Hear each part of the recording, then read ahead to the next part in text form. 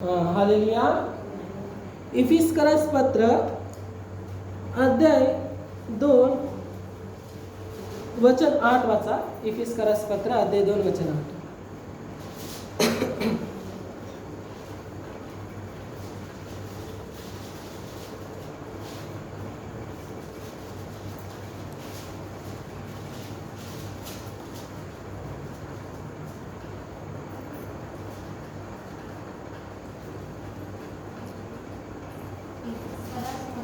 अध्याय 2 वचन 8. कारण कृपेनेच विश्वासाच्या द्वारे तुमचे तारण झालेले आहे आणि हे तुमच्या हातून झाले असे नाही तर हे देवाचे दान आहे. हालेलुया. कारण विश्वासाच्या द्वारेच काय झाले आहे? कारण कृपेनेच विश्वासाच्या द्वारे तुमचे तारण झाले आहे. कारण कृपेनेच विश्वासाच्या द्वारे तुमचे तारण झाले आहे. हालेलुया. आणि हे आमच्याकडून आमच्या हातातून झालं नाही. वाटलं कंटिन्यू करते वचन. कारण कृपेनेच विश्वासाच्या द्वारे तुमचे तारण झालेले आहे आणि हे तुमच्या हाताने झाले असे नाही तर हे देवाचे दान आहे. देवाचे दान आहे. हालेलुया. म्हणजे आम्ही चांगले लोक आहोत म्हणून आम्हाला देवाने निवडले नाही. हालेलुया. आम्ही पवित्र आहोत, आम्ही शुद्ध आहोत, आम्ही चांगले आहे म्हणून देवाने आम्हाला निवडले नाही, तर कृपेने आणि विश्वासाने आमचं तारण झाले आहे. हालेलुया. कृपेने आणि विश्वासाने देवाने आमचं तारण केलेले आहे. हालेलुया. म्हणजे मी चांगलं आहो म्हणून माझं देवाने तारण केलं आहे असं नाही. आता तेच सांगितलं ना मी. म्हणजे जे शुद्ध असतात त्यांना येशूचं गरज नाही. जे शुद्ध असतात त्यांना येशूच्या रक्तातून शुद्ध व्हायचं गरज नाही. म्हणजे जे कपडे ना लोळलेले असतात, घाण झालेले असतात ना, तेच कपडे धुवायची गरज असते ना. आपण दररोज घालतो ना ते कपडे. जे कपडे घाणेरडे झालेले असतात तेच कपडे मी धुतो ना. हालेलुया.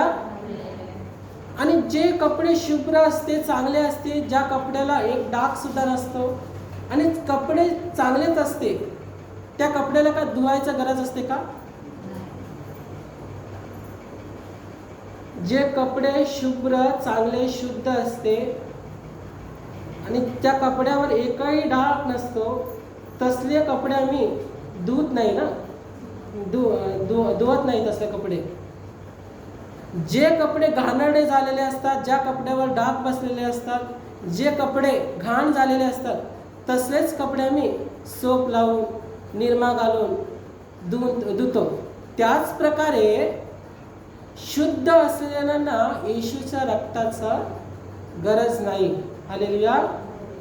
जे पापी असतात, जे पापमय जीवनामध्ये असतात, त्यांच्यासाठी देवाने येशूने रक्त सांडलेलं आहे आणि त्यांनाच येशूच्या रक्ताचा गरज आहे आणि देव त्यांनाच निवडतो. हालेलुया. देवाने आज मला निवडले आहे, तर मी चांगला आहे म्हणून देवाने मला निवडले नाही. हालेलुया. मी लहानपणाची गोष्ट सांगतो. हालेलुया.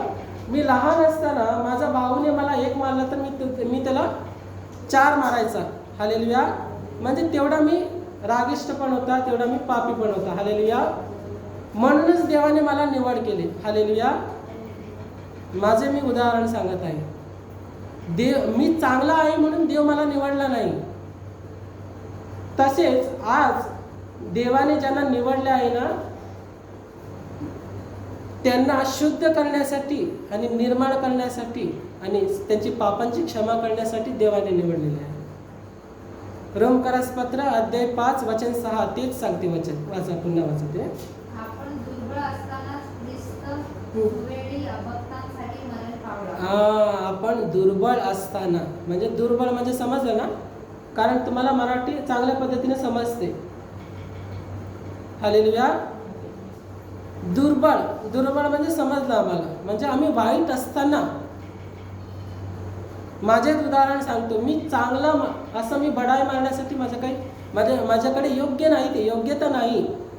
म्हणूनच देव मला शुद्ध करण्यासाठी, मला स्वच्छ करण्यासाठी, माझ्या पापांचा क्षमा करण्यासाठी देवाने, मी दुर्बळ असल्यामुळे देवाने मला निवडले.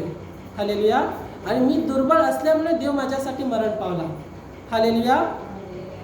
आज देवाने आम्हाला निवडले आहे, तर देव आम्हाला आमची पापांची क्षमा करण्यासाठी, आम्हाला शुद्ध करण्यासाठी, आम्हाला चांगले जीवन देण्यासाठी, आम्हाला अनंत काळ जीवन देण्यासाठी, आम्हाला सुखाचं जीवन देण्यासाठी, आम्हाला समृद्धीचे जीवन देण्यासाठी देव आम्हाला ऐश्वर्य म्हणजे धनसंपत्तीने भरण्यासाठी देवाने आम्हाला निवडलेले आहे.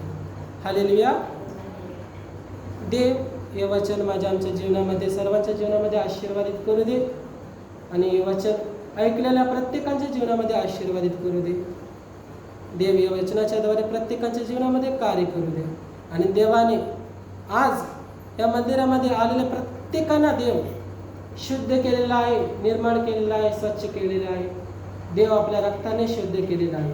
म्हणूनच आम्ही देवाच्या मंदिरामध्ये बसलेलो आहोत. हालेलुया.